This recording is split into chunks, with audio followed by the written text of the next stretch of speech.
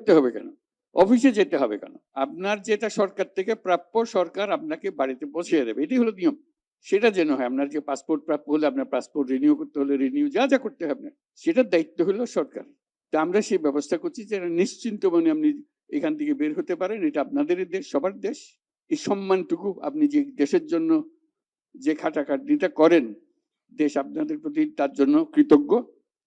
সেই কৃতজ্ঞতা দেখানোর সুযোগটা যেন আমরা পাই, এই কৃতজ্ঞতা দেখানোর সূত্রপাতটা আজকে করলাম। ক্রমে ক্রমে আরো যেন করতে পারি। তোমরা নিজেদের টাকা রোজগার করতেছো, তোমাদের ব্যাপার, আমাদের কি এটাতে? অথচ টাকা যেটা রোজগার করছে এটা বাংলাদেশের জন্য রোজগার হইতেছে, বাংলাদেশে আসছে সেই টাকা। আপনারা কষ্ট করে টাকাটা রোজগার করে আনেন, দুর্ভাগ্য হলো দেশের এই টাকা আরেকজনে পাচার করে আরেকদিকে নিয়ে যায়। এটাই হলো আমাদের দুর্ভাগ্য। তো সেটার দিকেও আমাদের খেয়াল রাখতে হবে। আপনাদের টাকা